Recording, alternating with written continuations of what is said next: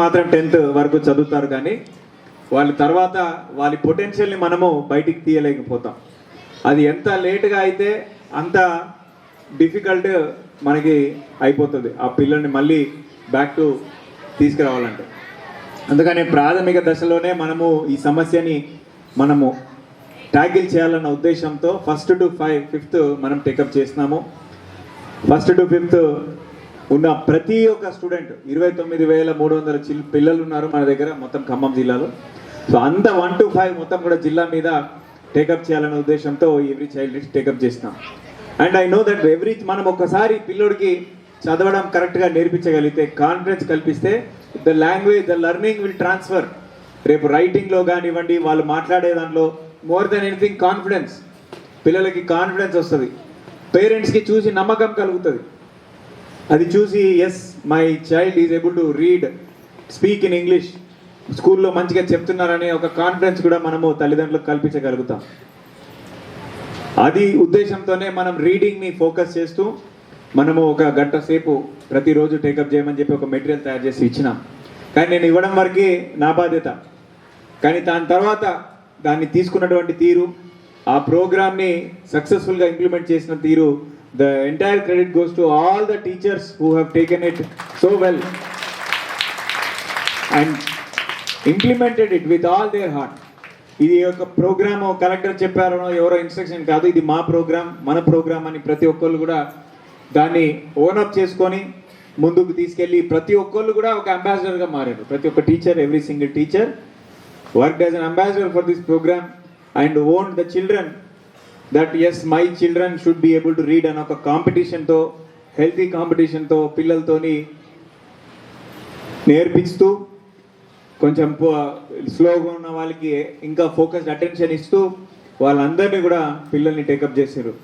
So very happy to say that మనం start చేసినప్పుడు sentence చదవగలిగిన వాళ్ళు మన జిల్లాలో 1 నుంచి 5వ తరగతి సెంటెన్స్ బాగా వచ్చి ఉన్న వాళ్ళు 12-13% మన టీచర్స్ అన్ని మండలాల నుంచి మన టీచర్స్ దగ్గర నుంచి తీసుకున్నాం. 12 నుంచి 13% వరకు ఉన్నటువంటిది మొన్న రీసెంట్ బుధవారం మన ఈసీఆర్ అసెస్మెంట్ అయితే గురువారం రోజు నాకు రిపోర్ట్ వచ్చింది.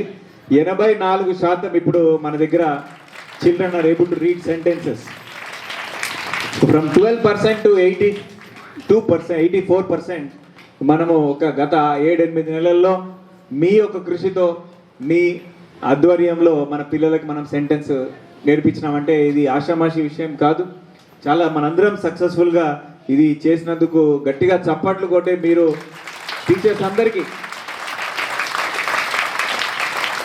ప్రతి ఒక్క టీచర్కి ఈ సందర్భంగా నేను అభినందిస్తూ ఉన్నాను. వారు తీసుకున్నటువంటి ఆ ఎఫర్ట్, వాళ్ళు చేసినటువంటి ఆ ప్రయత్నం, చాలా వాళ్ళు కష్టపడిన వాళ్ళు చేసినటువంటి ఆ ఎఫర్ట్కి నేడు మనకు ఫలితం దక్కుతూ ఉంది. 84% పిల్లలకి మనం సెంటెన్స్ నేడు చదివిస్తూ ఉన్నాం.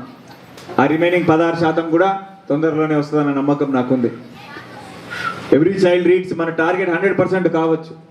మనం ఇంకా టార్గెట్కి కొంచెం చేరువలో ఉన్నాం. ఇందాక శైలేంద్ర గారు చెప్పినారు, సరే ఇంకా ఒక 10% ఫస్ట్ అండ్ సెకండ్ క్లాస్లో, 2 to 3% 3rd, 4th, 5thలో ఉన్నారని.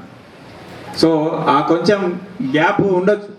But always I tell people, మనం గమ్యానికి ఎంత దూరంలో ఉన్నాం కాకుండా మనం స్టార్ట్ అయిన నుంచి ఎంత దూరం వచ్చినామో చూసుకొని మనం సంతోషపడాలి. మనము అతి చేరువలో, జస్ట్ ఇంకొక 10% మనం ఈజీగా కవర్ చేయొచ్చు. వచ్చే అకాడమిక్ ఇయర్లో ఐఎమ్ క్వైట్ షూర్ జూన్ నుంచి మనము పకడ్బందీ కార్యాచరణతో, మనకు ఉన్న ఈ ఎక్స్పీరియన్స్తో జూన్ 12 నుంచే మనం పకడ్బందీగా ఫుల్ ఫోర్స్తో మనం వెళ్ళినట్లయితే జూలై, ఆగస్టు ఇండిపెండెన్స్ వచ్చే వరకు, మన ఇండిపెండెన్స్ డే మనం సెలబ్రేట్ చేసుకునే వరకు 100% చిల్డ్రన్ మనం టార్గెట్ రీచ్ అవుతామన్న నమ్మకం వ్యక్తం చేస్తూ ఉన్నాను నేను. తర్వాత టీఎల్ఎం కూడా చూశాను, చాలా అద్భుతంగా.